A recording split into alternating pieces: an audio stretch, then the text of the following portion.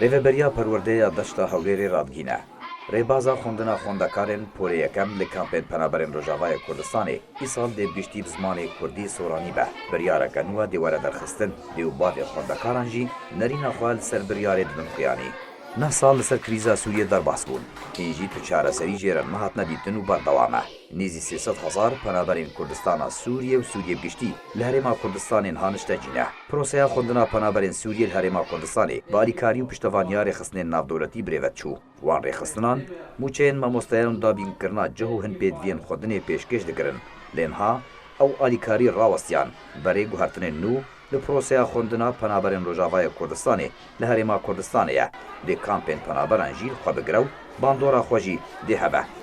Di çarçoveya berdewamiya xoleka fêrkirina zimanê Kurdî de Zaravê Soranî serbarî xoleka şetrengê ji nêzî 500 xwendekarî re ku ev e demeke li kampa Qoştepe ya penaberên Rojavayê Kurdistanê dest pê kiriye. Biryara sîro jî berdewam bibe. Lêdwaneke taybet de ji bo radyoya Rêbaz Sabir Hemedkanebî birêveberê perwerdeyê li deşta Hewlêrê. Sedema xola zimanê Kurdî ku hûn hatê dayîn eşkere kir. Got ku dê nêzik biryareke nû derbarê rêbaza xwendina zarokan ji xwendekarên polê yekem re were derxistin û guhertinek li proseya xwendinê de bigiştî were encamdan.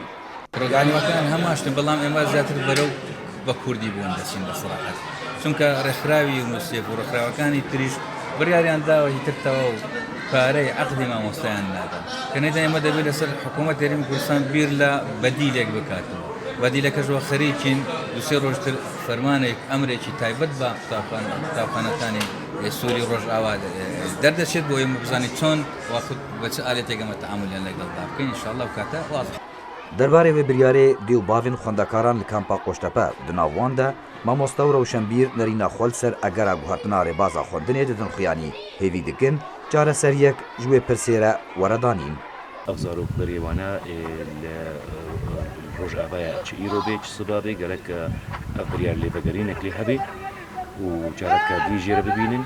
Zimanê Kurdî her şêrîne, zimanê Kurdî zimanê dayîk û bavê me ye lê ev biryar wê tesîra xwe nefşekekê ew nefş berîvîna Rojavaya û Rojava sîstemekî dî wê sînor dike û بخدا بریاریانه که نب کفامه دجبر از یک جه از نزانم کردی از بدم زاروکی خوا و اما بجن هر وقت که امی فکرنا ولاتی خوا یعنی چقالوی داره کردی هبی بس هر واحد صق دو عربی هنا برا الفرجي غمنا كنا مشكلة برا حصة كردي جي هبي بس بالمقابل حصة عربي جي هبي نزارو كما جزانبن بخوينن بنفيسينن وقت كم فكر نزانبن نفيساندنا كي بخوينن ام داخوازيج سروك مسعود كن وج هرما حكومة كردستان كن انه حلك جفي وضعي ببينن وام تخوازن قرارا ما بلا فكر وكب مدرسة بري ومنهج عربي جهابي وبر كردي جهابي ام هيفي دكن جفا منظماتي قنها ايرود بخدانا اليكي